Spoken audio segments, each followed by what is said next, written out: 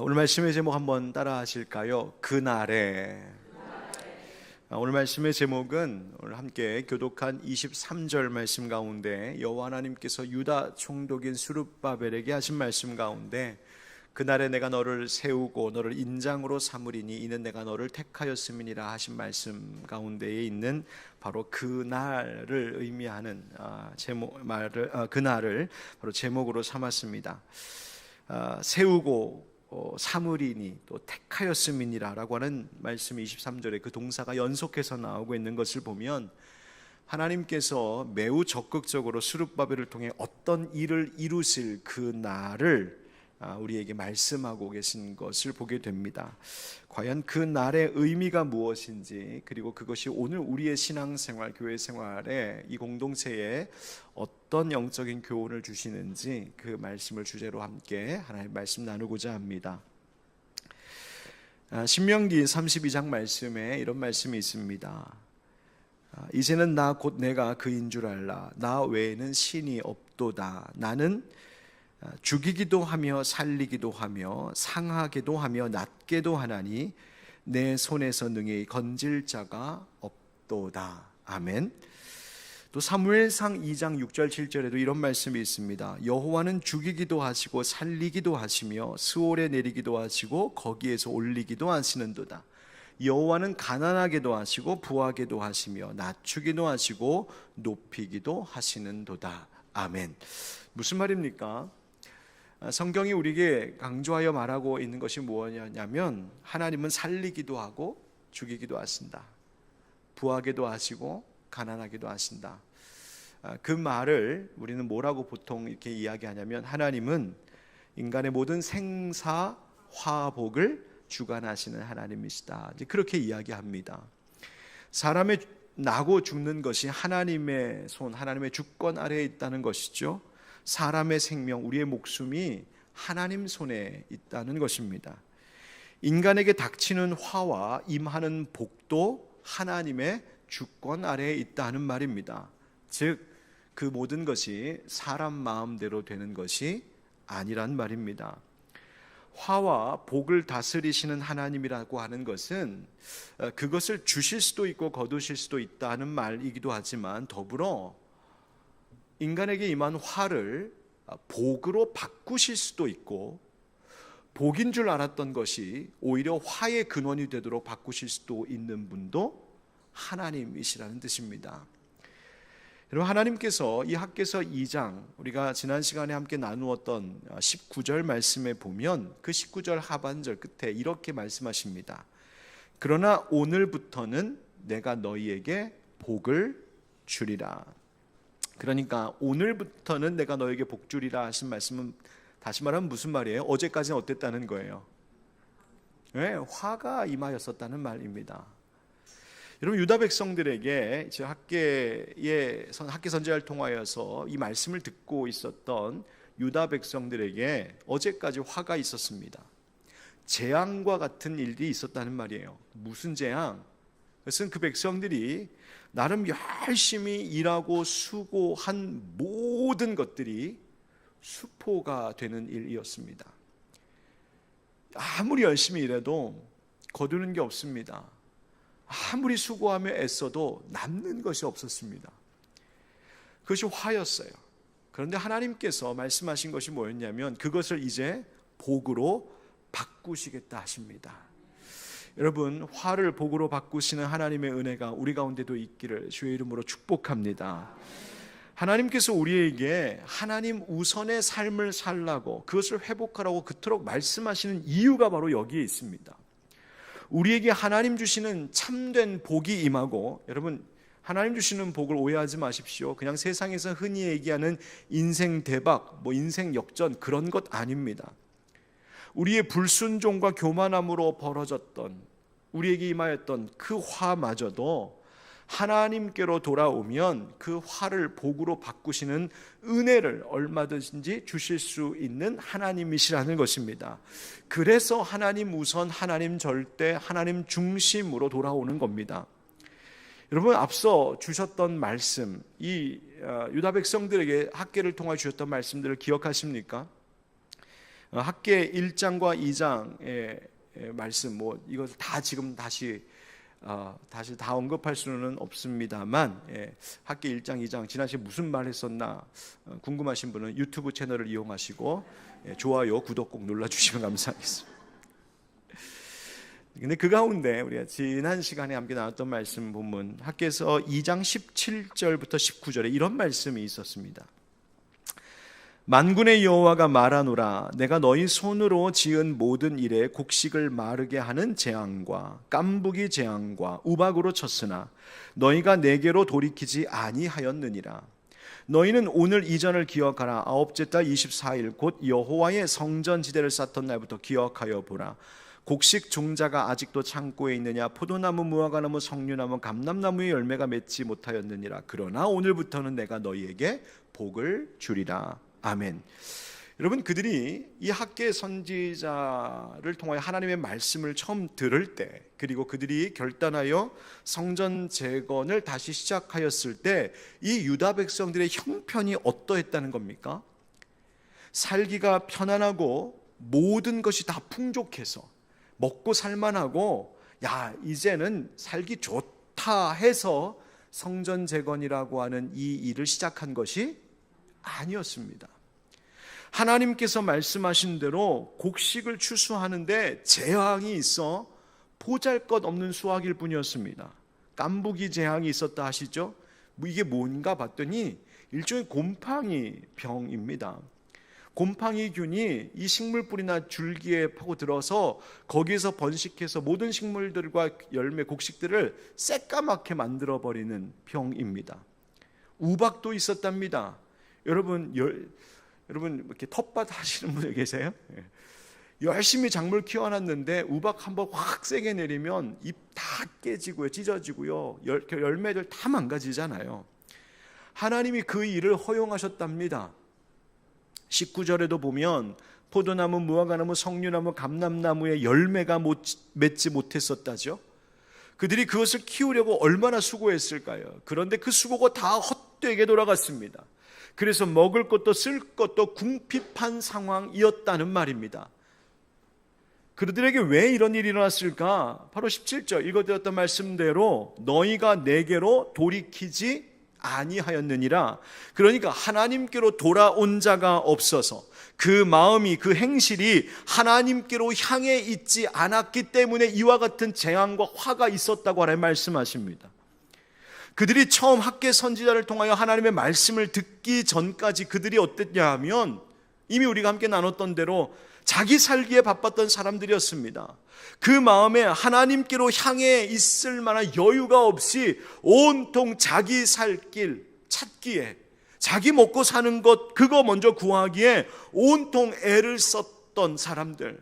그런데 그렇게 하나님께로 마음이 향해 있지 않았던, 하나님 중심되지 않았던 그 이유 때문에 그들의 모든 수고가 헛되게 되었다고 하나님 말씀하시는 거죠.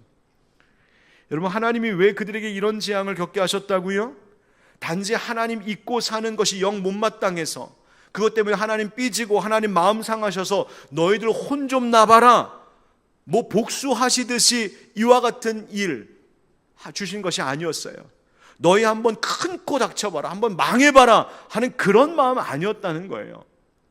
하나님 왜 이와 같은 이와 같은 재앙을 허용하셨을까? 거기에 하나님의 뜻이 있었습니다. 그것은 뭐였냐면, 그런 일을 겪으면서라도, 그 궁핍함과 재앙의 시련을 통해서라도 하나님께서 그들에게 주고자 하는 깨우침이 있으셨다는 말입니다.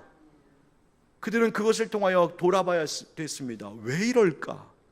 우리가 그토록 애쓰고 노력하고 열심히 일했는데 왜 이것밖에 거둘 수가 없었을까? 그들은 깊이 생각해보고 스스로의 행위를 돌아보아야 했습니다.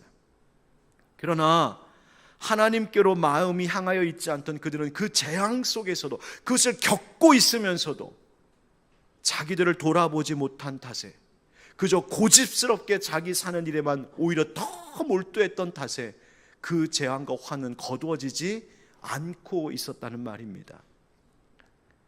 여러분, 그러던 그들이 학계를 통해 주신 하나님의 말씀을 듣고 정신이 번쩍 들었습니다.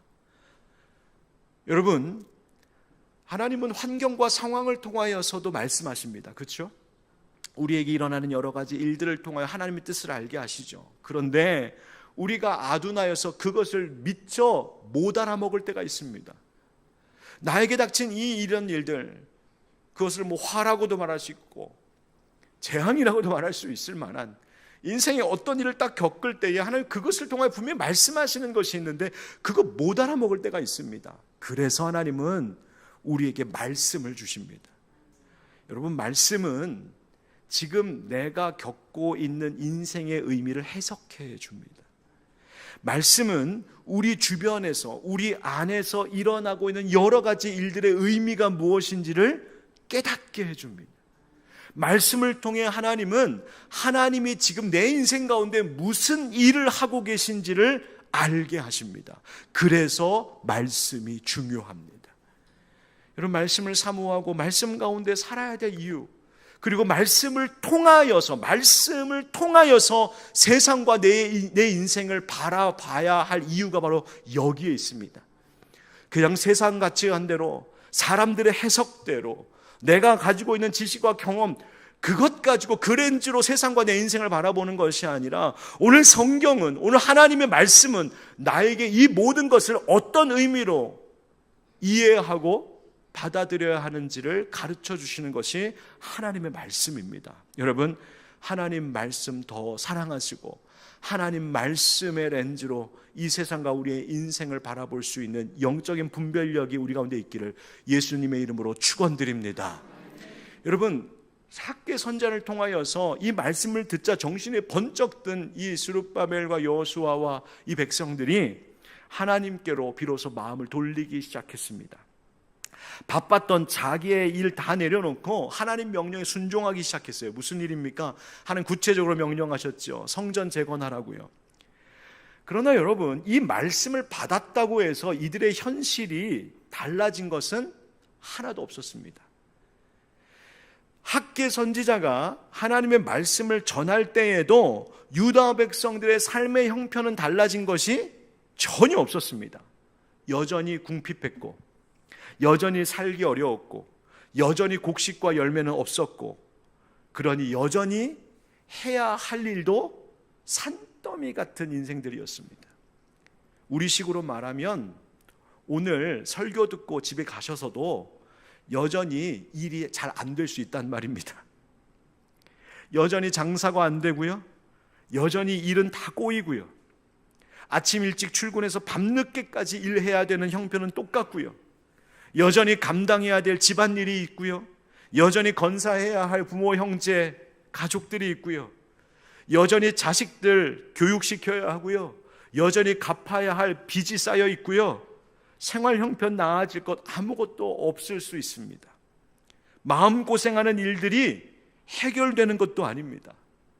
사회와 국가가 갑자기 너무 살기 좋아지게 갑자기 바뀌는 것도 아닙니다. 우리가 하나님 말씀을 들어도 여전히 어렵고 힘든 형편, 그 현실은 달라지지 않을 수 있습니다.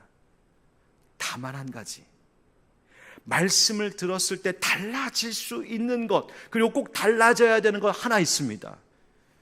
그것은 우리의 마음입니다. 우리의 마음이 하나님께로 돌아가 향하기 시작하는 것입니다. 그래서 하나님의 원하시는 일을 먼저 하기 시작한 것. 여러분, 유다 백성들이 갑자기 학개 선지의 말을 듣고 나니까 포도나무에 열매가 생기고, 무화과 나무에 열매가 주렁주렁 매달리고, 그걸 보아서 우와 하면서 기쁜 마음으로 성전쟁을 시작한 것이 아니었습니다. 다만 그들의 마음이 달라졌을 뿐입니다. 그런데 그들의 마음이 주님께로 향하기 시작하고, 그들이 성전 재건이라고 하는 하나님께서 명하신 그 일을 이 어려운 형편 속에서도 불구하고 이 일을 시작하고 도전하였을 때 바로 그 변화가 그들의 운명을 바꾸어 놓기 시작했습니다. 여러분, 화가 복으로 바뀌기 시작했어요.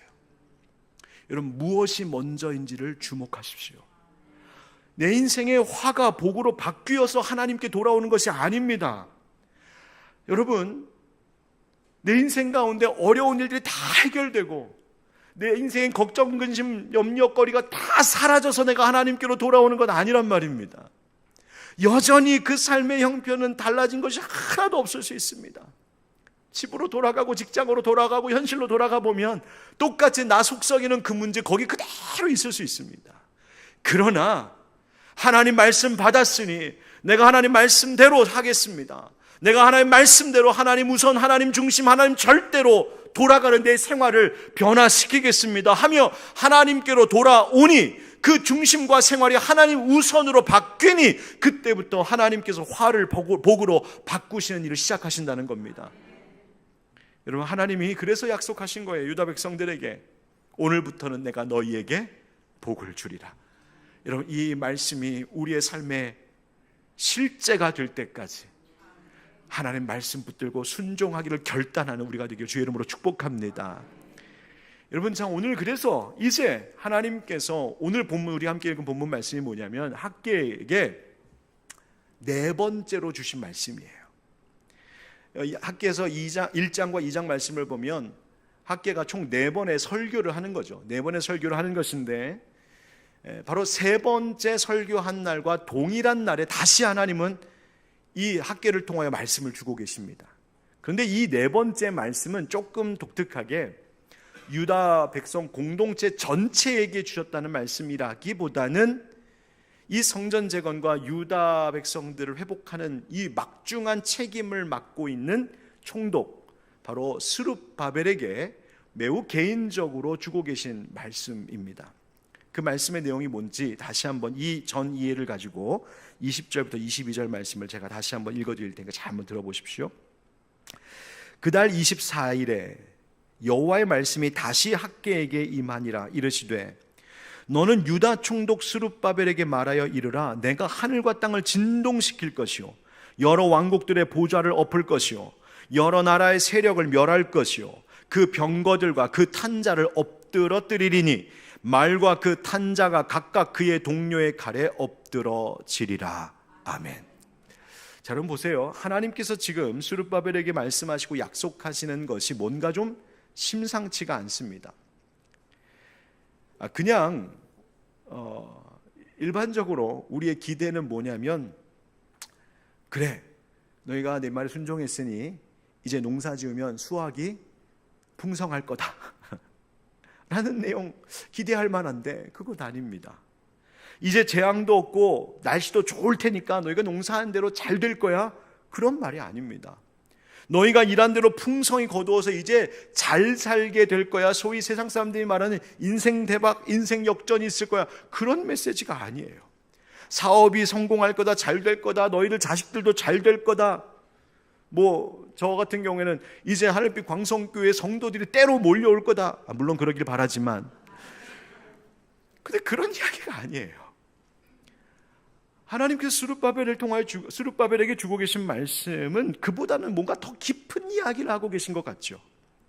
무슨 말씀하셨습니까? 내가 하늘과 땅을 진동시킬 것이요. 이 말이 뭡니까? 온 우주 천지를 하나님 앞에서 떨게 만드시겠다는 거예요. 하나님의 심판의 이야기입니다. 여러 왕국들의 보좌를 엎을 것이요 여러 나라의 세력을 멸할 것이요 하나님이 모든 이방 나라들을 심판하시겠다고 지금 말씀하고 계세요. 여러분, 이 이방 나라들이 어떤 나라들입니까? 이스라엘 백성들을 괴롭게 했던 나라들이에요.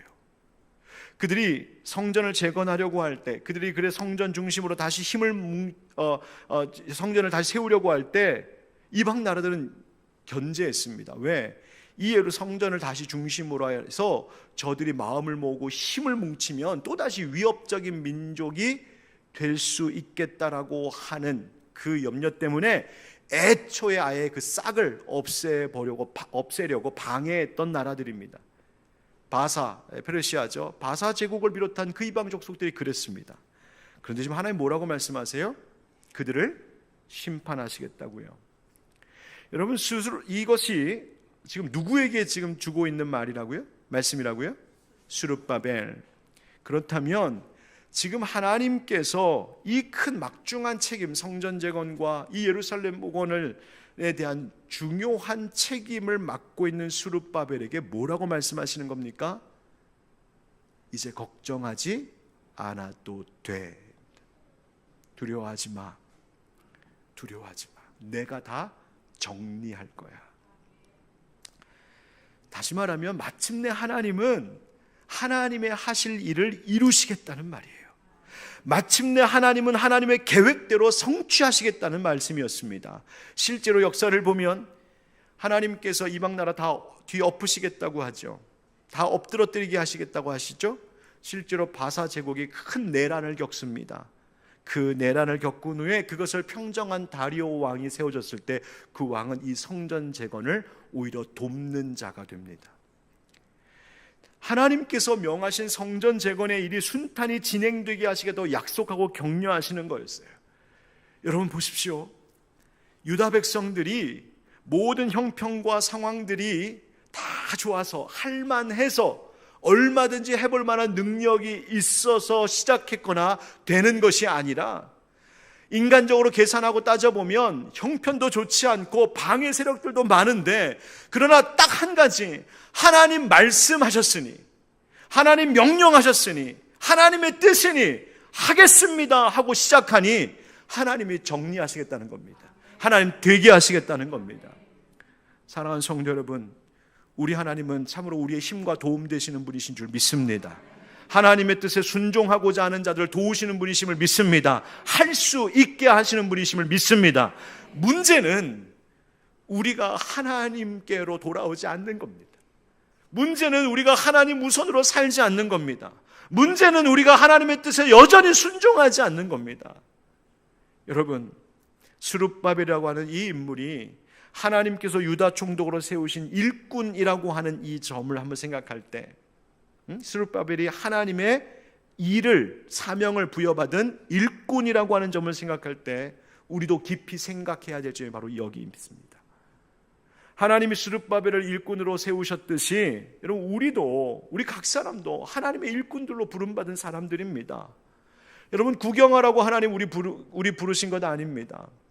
그냥 너희들 행복하게 잘 살라고 우리 구원하신 것 아니에요. 하나님께서 우리에게 그리스도인 성도라고 하는 이 아름다운 이름을 주시고 하나님의 자녀되는 권세를 주시고 지금까지 살아온 동안에 영적으로나 육적으로 하나님께서 공급해 오시면서 살게 하신 그 이유는 무엇입니까? 하나님 우리에게 부여하신 사명장을 감당하라고, 하나님 나라 위한 사명 잘 감당하라고 은혜 주신 것입니다. 가정에서, 직장에서, 교회에서 여러분들 저마다 하나님께서 맡겨주신 일들이 있잖아요. 여러분, 그 일들 앞에서 두려움이 밀려올 때가 있습니다. 그런데 하나님 지금 스룹바벨을 격려하시듯이 하나님 우리에게 말씀하고 계신 것임을 믿으시기 바랍니다. 여러분, 저도 그렇습니다. 오늘도 하루를 이렇게 시작하면서 거울을 이렇게 보면서 이렇게, 왜 그랬을까요? 거울을 이렇게 보면서 이제 하루를 딱 시작하는데 거울 보면서 오늘 해야 될 일들 아침에 쭉 떠올렸거든요. 근데 이상하죠? 갑자기 막 두려움이 밀려오는 거예요. 오늘 해야 되는 일부터 시작해서 또 앞으로 해야 될 일들, 쌓여있는 일들, 다가올 일들, 감당해야 될 일들, 막 이게 물밀듯이 밀려오는데 갑자기 두려움이 함께 확 밀려오는 걸 제가 느꼈어요. 우리 귀하신 교인들 앞에서는, 또 제가 참 존귀하게 여기는 저희 딸들 앞에서는 목사가, 또 아빠가 잘 해낼 수 있을 것처럼, 뭐든지 할 수 있을 것 같고 또 얼마든지 할 수 있을 것 같고 여유 있는 것처럼 말은 하고 그런 듯 보여주기는 하지만, 제가 오늘 아침에 거울 이렇게 보면서 저 스스로를 보다가 그게 아니구나 느꼈어요. 내 안에 두려움이 있구나. 크고 작은 두려움들을 매일매일 부딪히며 살아가고 있구나. 모든 일들이 다 두려움이고 염려고 근심이고 불안함이, 저만이겠습니까? 여기 계신 분들은 다 그렇잖아요. 그런데 우리의 삶이라는 게 뭘까? 그 두려움을 하나씩 어쨌든 부딪히면서 타이든 자이든 그 모든 다가오는 두려움의 일들을 하나씩 부딪히고, 때로는 그것을 잘 극복하기도 하지만 때로는 거기서 얻어 터져가지고 쓰러지기도 하고, 그렇게 하루하루를 살아가고 있구나, 뭐 그런 생각이 밀려오더라고요. 그런데 그때 성령님께서 지난 주일 2번에 걸쳐서 설교하게 하셨던 본문 말씀을 다시 떠올리게 하셨어요. 전쟁을 앞둔 여호사밧 왕이 하나님 앞에, 여호와의 성전에서 하나님 앞에 고백한 것이 있었잖아요. 하나님, 나는 어떻게 해야 될지 모르겠습니다. 오직 주만 바라보나이다. 그것밖에 없었어요. 얼마 전 수험생 딸아이의 입을 통해서도 이 말씀을 듣게 하셨어요. 저녁 먹는 자리에서 그냥 애쓰는 딸 힘내라고, 힘내라, 저는 무심코 그냥 힘내라, 하나님께서 잘 되게 도와주실 거야, 그랬더니 얘가 이걸 너무 진지하게 받아들였어요. 당연하지, 아빠, 난 진짜 하나님이 도와주시지 않으면 안 돼. 난 그것밖에 없어.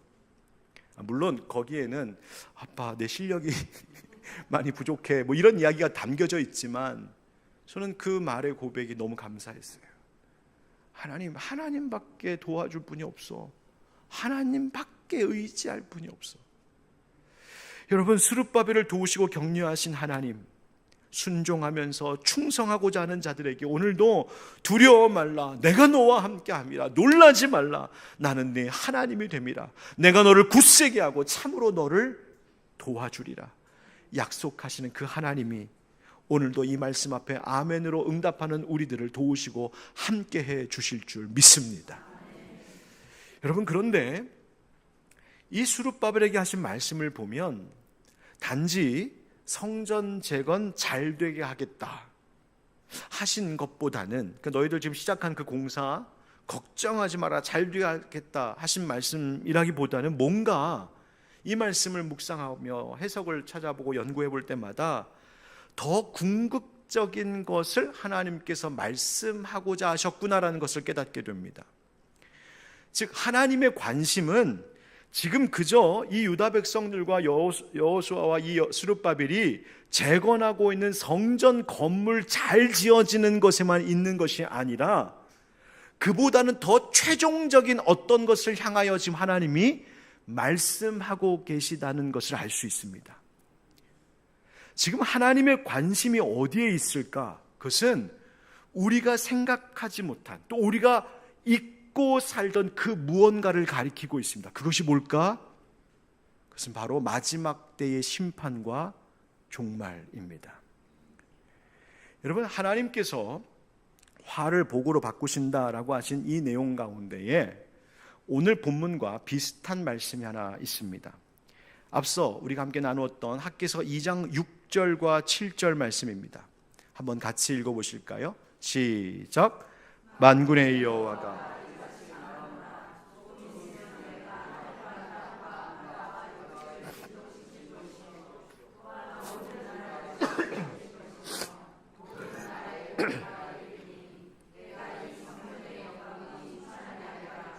만군의 여호와의 말이니라. 아멘. 하나님이 오늘 함께 봉독한 본문 말씀과 유사한 말씀을 이미 말씀하셨었던 거죠. 하늘과 땅과 바다와 육지를 진동시킬 것이다. 그러면서 하신 말씀이 뭐였냐면 모든 나라를 진동시킬 것이며 그 다음 모든 나라의 보배가 이르리니 하셨습니다. 좋은 것들이 임할 것이다. 너희가 사모하는 것들이 돌아올 것이다, 이런 뜻입니다. 자, 좋은 것들이 뭘까? 풍성한 물질과 유다 백성들이 빼앗겼던, 바벨론에게 빼앗겼던 금은보화, 성전의 값진 기물들, 이게 이제 다 다시 돌아오게 된다는 말일까? 또 혹은 다른 이방 족속들이 이 유다 백성들에게 조공을 바치고 각종 귀한 것들을 가져다 바치는 그 솔로몬 왕 시대와 같은 그 영광이 다시 시작된다는 말일까? 여러분, 이스라엘의 역사를 보면 그런 일은 이루어지지 않았습니다. 더군다나 지금 이 말씀을 받고 있는 유다 백성들 시대에는 그들의 생전에 어느 것 하나 이루어진 것이 없었습니다. 다시 말하면 하나님이 지금 유다 백성들에게 말씀하셨던 이 보배가 이르리니 이 성전의 영광이 충만하게 될 것이다 하신 이 약속은 단지 성전 건물과 같은, 혹은 그것을 채우고 있었던 값진 기물들과 같은 물질 세계의 차원에서 이루어질 일을 말씀하신 것이 아니었다는 겁니다. 그렇다면 이것은 무엇을 말하는 것일까? 그것은 바로 지금 학개를 통하여 스룹바벨에게 이 말씀을 주신 그 스룹바벨 시대 때로부터 무려 약 500여 년이 지난 이후에 이루어졌습니다. 뭘까? 맞습니다. 바로 우리의 참 보배이신 예수 그리스도께서 이 땅에 오심으로 이루어졌습니다. 그리고 예수님께서 이 땅에 오셔서 하신 말씀, 회개하라, 천국이 가까이 왔느니라. 그 말씀처럼 이제 그 보배이신 예수 그리스도를 통하여 마지막 때가 다가오고 있음을 말씀하신 거예요. 그러니까 이미 학개를 통하여 스룹바벨에게 그리고 유다 백성들에게 하신 이 하나님의 약속은 단지 물질의 세계, 이 땅 사는 동안의 이야기가 아니라 더 궁극적으로, 더 최종적으로 하나님의 계획하고 계신 그 종말에 대한 것, 영적인 차원의 이야기를 하나님 주셨다는 말이에요. 본문으로 돌아갑시다. 우리 23절 말씀을 한번 같이 읽어봅시다. 23절 시작. 만군의 여호와가 말하노라. 스알디엘의 아들 내 종 스룹바벨아, 여호와가 말하노라. 그날에 내가 너를 세우고 너를 인장으로 삼으리니 이는 내가 너를 택하였음이니라. 만군의 여호와의 말이니라 하시니라. 아멘. 바로 여기에 그날에라고 하는 말이 나오죠. 여러분, 여기 그날에라고 하는 이러한 유사한 표현들이 이 소선지서에 꽤 종종 나오는데, 이 그날에라고 하는 날이 언제이냐면 바로 여호와의 날이라고도 표현되는 그날, 바로 하나님께서 온 천지와 우주를 진동케 하실, 심판하실 그 종말의 때를 가리키는 날이 바로 그 날입니다. 그런데 그날에 하나님께서 어떻게 하신다라고 말씀하시냐면, 스룹바벨에게 내가 너를 세우고 너를 인장으로 삼으리니 이렇게 말씀하세요. 옛날 성경에는 인장고리 이렇게 되어 있었습니다. 이 말이 뭐냐면 인장반지입니다. 뭔지 아시죠? 왕들이 끼고 있었던 인장반지입니다. 왕실에 봉인을 할 때에 썼던, 뭐 우리식으로 하면 옥새 같은, 그래서 왕의 권세, 주권을 상징하던 것이 바로 이 인장반지예요. 권세를 의미했어요. 자, 그런데 지금 스룹바벨에게 그것을 끼워주겠다 하시는 거예요.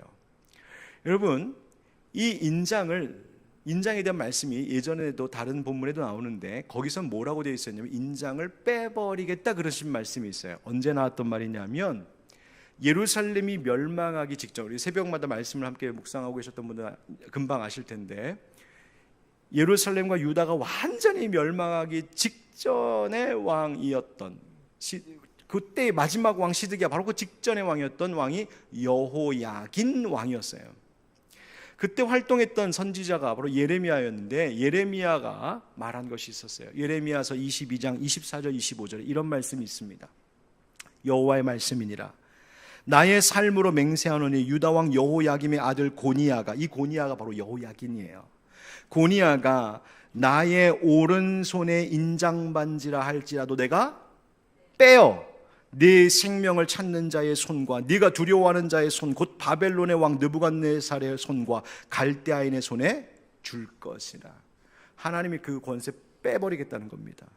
하나님이 내치시겠다는 거예요. 그러니까 하나님 앞에 불순종했던, 그리고 돌이킬 줄 몰랐던 유다 백성과 예루살렘, 하나님이 이제는 심판하시겠다, 그 멸망을 말씀하신 거였어요. 인장을 빼버리겠다. 그런데 그 바벨론에 이제 포로로 다 그렇게 끌려가서 70년이라는 세월을 보내고 다시 돌아온 유다 백성들과 그 다시 돌아온 유다 백성들을 다스리도록 세움받은 스룹바벨에게 하나님이 말씀하시는 거예요. 너를 인장반지로 내가 다시 끼겠다, 다시 삼겠다. 무슨 말이에요? 하나님이 세우시고 하나님이 택하셨다는 말이에요. 여러분, 이것이 무엇을 의미하는 것일까요? 물론 1차적으로는 그 시대에 스룹바벨에게 그의 리더십, 그의 권위, 그의 지도력을 세우시기 위하여 하나님께서 그를 인정하시겠다라고 하는 의미이기도 하지만 더 궁극적으로는 사실 이 일을 통하여 하나님이 말씀하신 것이 있었어요. 그게 뭐냐? 여러분, 스룹바벨이라고 하는 이름이 놀랍게도 신약 성경에도 등장합니다. 바로 마태복음 1장에 나오는 족보입니다.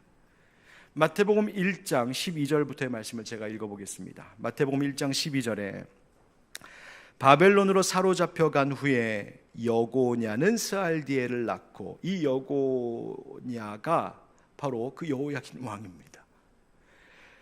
여고냐는 스알디엘을 낳고, 스알디엘은 누구를 낳고? 스룹바벨. 오호라, 보세요. 여호야긴 왕 시드기야 왕을 통하여 때에 이미 다윗 왕조가 끝장난 줄 알았습니다. 야, 예루살렘 유다 완전 진짜 끝났구나, 다윗 왕조도 끝났구나 싶었어요. 그런데 하나님이 남겨두셨어요. 여고냐는 스알디엘을 낳고, 스알디엘은 스룹바벨. 스룹바벨이 그 유다의 마지막 때의 왕의 손자였어요. 스룹바벨을 낳고, 스룹바벨은 아비웃을 낳고 쭉 나갑니다. 낳고 하다가 16절에 야곱은 마리아의 남편 요셉을 낳았으니 마리아에게서 그리스도라 칭하는 예수가 나시니라. 할렐루야. 그 말이 이제 이해되시죠? 스룹바벨은 다윗의 왕조 가운데 있었던 마지막 그루터기였고, 그 그루터기에서 다 끊어지고 잘라져 나가서 이제는 죽었구나 싶었는데, 그 남겨져 있었던, 하나님 남겨두신 그 그루터기에서 여호와의 싹 하나를 피게 하시니 그가 바로 메시아, 바로 예수 그리스도시요, 바로 그가 하나님이 유다 백성들에게 약속하신 보배였던 것입니다. 여러분, 이 말씀을 통해서 우리에게 가르쳐 주시는 교훈이 무엇인지 아십니까? 학계의 말씀을 정리해 보면 이렇습니다. 이 세상살이에, 사람 사는 것, 이 세상 것에 온통 몰두하며 매어 살고 있었던 이 유다 백성들, 그러다 보니 하나님 중심, 하나님 우선의 삶을 다 잃어버렸어요. 마음이 하나님께로 향해 있지 않았었어요. 그런 자들에게 하나님께서 말씀을 주셨고 책망하셨고, 그 말씀을 통하여 회개와 변화를 촉구하셨죠. 그 말씀을 들은 유다 백성들이 회개하고 돌이켜 순종하기 시작했습니다. 그러자 하나님께서 그 땅 가운데 복을 주시겠다고 약속하시는데, 그 복이라고 하는 것은 그냥 이 세상 가운데서 잘 살게 되었다, 그런 세상적인 복이 아니라, 하나님은 이 일을 통하여서 보다 멀리, 보다 높은, 보다 깊은 차원의 것들을 바라보는 영적인 백성이 되게 하셨어요. 바로 더 궁극적이고 최종적인 것, 바로 주님 다시 오실 그날을 준비하는 백성 되게 하신 것이죠. 여러분, 진정으로 하나님 우선, 진정으로 하나님 중심의 삶이라고 하는 것은 뭐냐면, 내가 이제 하나님 중심, 하나님 우선으로 사니까 하나님이 내 가정 잘 되게 하시겠지, 내 자식들 성공하게 하시겠지, 내가 하는 일도 대박나게 하시겠지, 그런 차원에 머물러 있는 백성 되게 하시는 것이 아니란 말입니다. 마침내 예수 그리스도께서 다시 오시는 그 일이 이루어질 것을 믿고 그 날을 준비하며 살아가는 거룩한 백성 되게 하는 것, 바로 하나님 주님 다시 오실 재림의 때를 준비하며 살아가는 믿음의 신실한 백성들로 살아가게 하시는 것, 바로 그것이 진짜 복이요, 그것이 하나님께서 우리에게 허락하시는 구원인 줄 믿습니다. 그래서 오늘 하루를 살면서로 그 날을 준비하며 사는 겁니다. 그 영광의 날, 그 승리를 위해 살아가는 겁니다.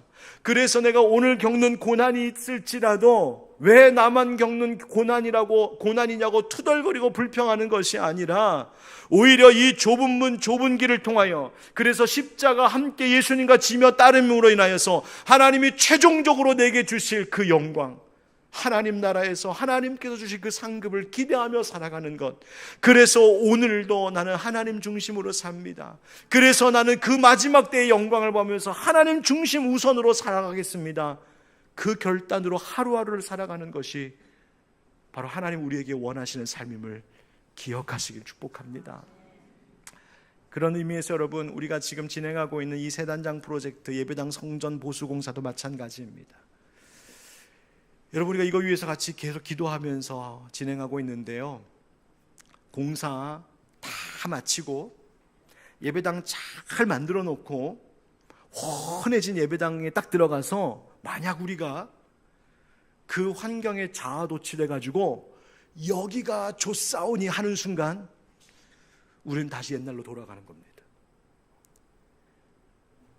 여기가 참 좋습니다. 우와 하면서 우리 참 좋다. 야 멋지게 해냈다. 잘했다. 야 너무너무 신난다. 여러분 이러는 순간 우리는 하나님께서 이 일을 시작하신 진짜 뜻에서 멀어지는 것입니다. 물론 감사한 일이죠. 그러나 여러분 우리가 다시 공사가 끝난 예배당에 들어가게 되었을 땐 우리는 지금하고 달라져 있어야 됩니다. 어떻게? 바로 스룹바벨의 후손 가운데에서 허락하신 예수 메시아 그리고 그분의 다시 오실 날까지 보게 하시도록 우리 시야를 확 넓혀주신 것처럼 여러분 우리는 이 영적 갱신의 시간을 통하여 더 궁극적이고 더 본질적이고 더 최종적인 것을 향해 나아가는 공동체로 거듭나 있어야 합니다. 여러분 우리 교회가 정말 주님 다시 오실 그날을 준비하는 교회가 되는 것입니다. 어떤 일입니까? 뭘 하는 겁니까? 그렇다면 주님 다시 오실 그날을 위하여 하나님 우리 하늘빛 광성교회가 예수 복음 전하는 일에 더 힘쓰는 선교적 교회가 되게 하여 주시옵소서. 그래서 주님 다시 오실 그 심판의 날을 잘 대비할 수 있도록 슬기로운 다섯처럼처럼 기름 준비하고 있을 수 있도록 하나님 우리를 새롭게 해달라고 기도하고 그 마음으로 변해 있어야 합니다. 뿐만 아니라 하나님 우리에게 이렇게 아름다운 성전 새롭게 하셨다면 이제 이곳에서 하나님 나라를 위해 쓰임받을 귀한 미래의 인재들을 양성할 수 있도록 하나님 그 일에 힘쓰게 하시고 이 예배당에서 예배드리고 이 예배당에서 훈련받는 사람들이 훗날에 정말 하나님 나라의 확장을 위해서 쓰임받는 인재들로 세워질 수 있도록 그래서 하나님 그날 마지막 때에 잘했다 칭찬받는 교회 되도록 하나님 우리를 변화시켜 주시옵소서. 기도하시기 바랍니다. 뿐만 아니라 이웃과 이 지역에 있는 마을 주민들 또 이 지역에서 신음하고 아파하는 자들 그들을 위로하고 돌보는 선교적인 교회가 되는 그래서 하나님 나라 영광을 위하여 함께 준비하는 그런 교회가 되도록 그 사명 잘 감당하게 해달라고 주님 다시 오실 때까지 주님 우리와 함께하여 주옵소서. 그 은혜를 늘 얻고 그 격려를 들을 수 있는 말씀이 선포되는 예배당 될 수 있게 해달라고 여러분 그 마음으로 우리가 함께 이 일을 감당해야 될 줄 믿습니다.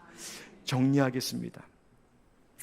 여러분 오늘 말씀을 돌아보십시오. 또 학계 말씀을 종합해서 정리해보면 이런 겁니다. 첫 번째 한번 같이 읽어볼까요? 시작.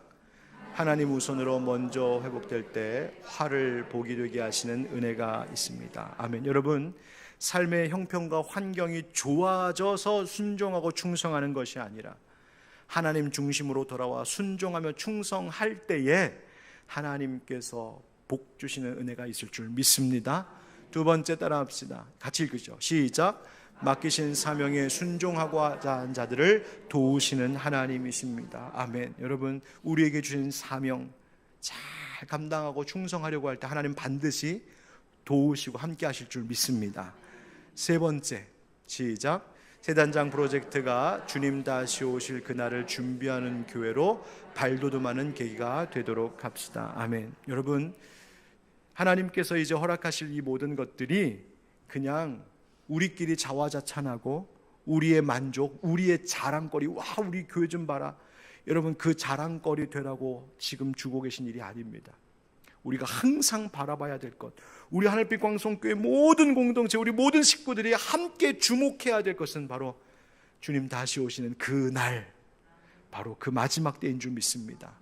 그래서 그때에 하나님 앞에 우리가 모든 것을 결산할 때에 하나님 혹시 물어보실 줄 모르잖아요.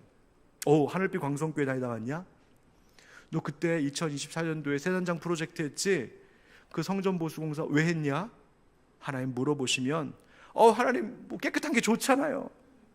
아유 좋은 환경 좋잖아요. 여러분 그렇게 답하시는 우리가 아니라 하나님 우리가 이 일을 통하여 우리가 더 하나 되고 그리고 앞으로 10년, 20년, 30년 동안 이 교회에서 믿음 생활할 그 성도들을 통하여서 주님 다시 오실 날을 함께 예비하려고,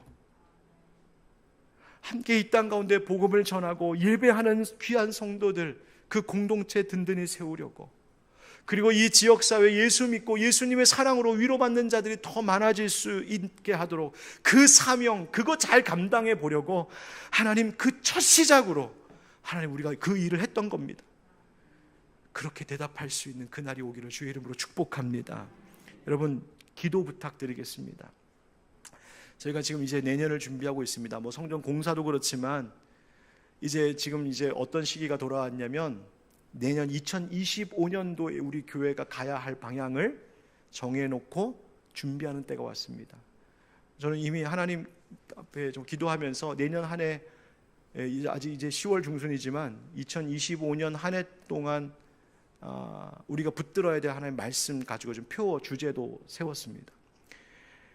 그와 함께 더불어 이제 다음 10년을 어떻게 할 것인지를 고민하고 기도하는 것인데 방향은 있습니다.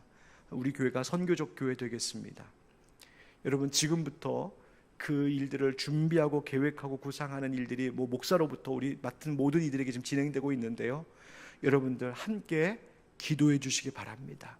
정말 하나님께서 기뻐하시는 교회, 그날 그 마지막 때를 준비하는 하나님 우리 하늘빛 광성교회가 되게 해달라고, 그것을 잘 준비하는 이 시기가 되게 해달라고 함께 기도해 주시기를 부탁드리겠습니다.